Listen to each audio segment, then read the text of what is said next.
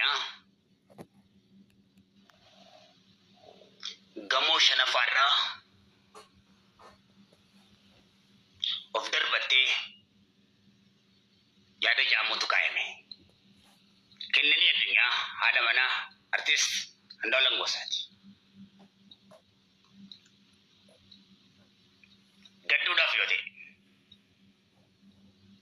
uummanni Oromoo kun musliimaatis lubbuu kichuun talasaa, kan waaqeffataattis lubbuu kichuun talasaa, kan kiristaanaatis lubbuu kichuun talasaa, hawwanii manguddoon dargaggoo fi shamarran Oromoo gaddiin irra onnee keenya cabeera. Obboleettii keenya dhabuu irratti. Kun keeyyata tokko. Mucaan kun ajjeefamtee gamoo sanirraa darbatamte moo? Tokko kan ifoomuu qabu. Osoo jajjabina ebeluuf haalaatu hin jiin duratti waa'ee jajjabinaa waliif hin dhaamnu.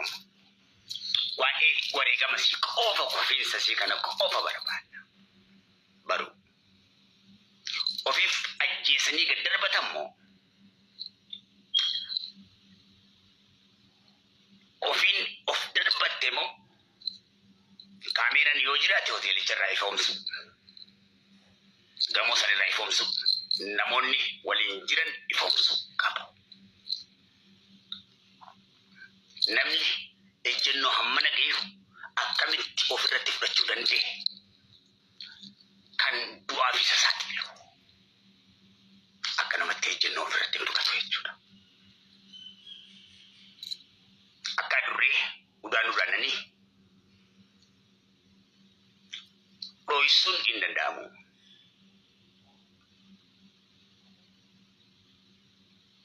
Qorannoon cimaan irratti gaggeeffama.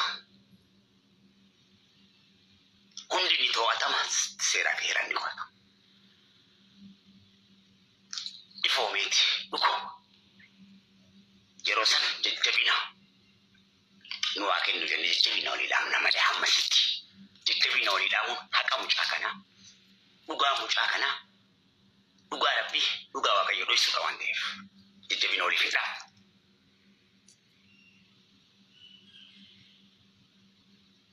Maalirratti mucaan kun lubbuun isii kana ta'uu danda'e? Ejjennoo hammana gahu maalirratti ofirra fudhachuu dandeesse? Kana ifoomsuudha qaba. Abbaan ifoomsuu qabu. Uummata Oromootiif lubbuun talan Oromoodha. Obboleettii keenya kennanii addunyaa gamoo shanafarraa of darbattee yaada jaamutu kaayame. Kennanii addunyaa haadha manaa artist Andu'aalem Gosaati. Gadduudhaaf yoo ta'e uummanni Oromoo kun musliimaatis lubbuu kichuun talasaa, kan waaqeffataattis lubbuu kichuun talasaa, kan kiristaanaatis lubbuu kichuun talasaa, hawwanii manguddoon dargaggoo fi shamarran Oromoo gaddiin irra onnee keenya cabeera. Obboleettii keenya dhabuu irratti. Kun keeyyata tokko. Mucaan kun ajjeefamtee gamoo sanirraa darbatamte moo? Tokko kan ifoomuu qabu. Osoo jajjabina ebeluuf haalaatu hin jiin duratti waa'ee jajjabinaa waliif hin dhaamnu. Waa'ee wareegama sii qofa kufiinsa sii kana qofa barbaadna. Baruu. Ofiif ajjeesanii gad darbatan moo? Ofiin of darbatte moo?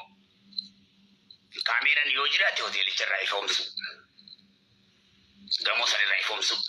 Namoonni waliin jiran ifoomsu qaba. Namni ejjennoo hammana gaheeru akkamitti ofirratti fudhachuu danda'e? Kan du'aaf isa saaxilu. Akka namatti ejjennoo ofirratti fudhatu jechuudha. Akka durree udaan uraananii dhoysuun hin danda'amu.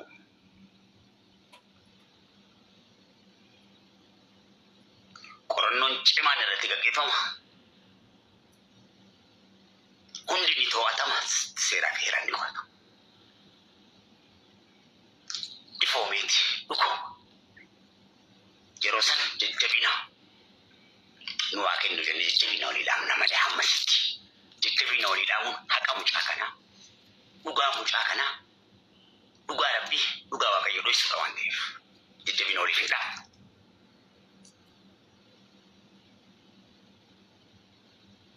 Maalirratti mucaan kun lubbuun isii kana ta'uu danda'e. Ejjennoo hamma naga'u maalirratti ofirra fudhachuu dandeesse. Kana ifoomsuudha qaba. Abbaan ifoomsuu qaba. Uummata Oromootiif lubbuun talan Oromoodha. Obboleettii keenya kanneen addunyaa gamoo shanaffaarraa of darbattee yaada jaamuutu kaa'ame. Kennanii addunyaa haadha manaa artist Andu'aalem Gosaati. Gadduudhaaf yoo ta'e uummanni Oromoo kun musliimaatis lubbuu kichuun talasaa, kan waaqeffataattis lubbuu kichuun talasaa, kan kiristaanaatis lubbuu kichuun talasaa, hawwani manguddoon dargaggoo fi shamarran Oromoo gaddiin irra onnee keenya cabeera obboleettii keenya dhabuu irratti. Kun keeyyata tokko. Mucaan kun ajjeefamtee gamoo sanirraa darbatamte moo tokko kan ifoomuu qabu. Osoo jajjabina ebeluuf haalaatu hin jiin duratti waa'ee jajjabinaa waliif hin dhaamnu. Waa'ee wareegama sii qofa kufiinsa sii kana qofa barbaadna. Baruu ofiif ajjeesanii gad darbatan moo ofiin of darbatte moo kaameeraan yoo jiraate hoteelicha irraa ifoomsu, gamoo sanirraa ifoomsu, namoonni waliin jiran ifoomsu qabu. Namni ejjennoo hamma naga'eeru akkamitti ofirratti fudhachuu danda'e kan du'aaf isa saaxilu akka namatti ejjennoo ofirratti fudhatu jechuudha. Akka durree udaan dho'isuun hin danda'amu.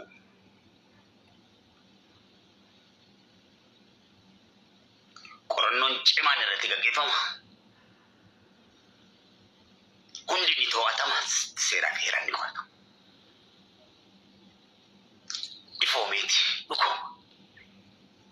Yeroo sana jajjabina nu waa kennu jennee jajjabina walii dhaamna malee hammasitti. Jajjabina walii dhaamuun haqa mucaa kanaa, dhugaa mucaa kanaa, dhugaa Rabbii, dhugaa Waaqayyo dho'isuudha waan ta'eef jajjabina waliif hin dhaamnu.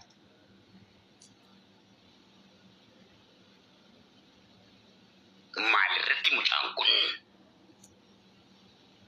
lubbuun isii kana ta'uu danda'e. Ejjennoo hamma naga'u maalirratti ofirra fudhachuu dandeesse. Kana ifoomsuudha qaba. Abbaan ifoomsuu qaba. Uummata Oromootiif lubbuun talan Oromoodha. Obboleettii keenya kanneen addunyaa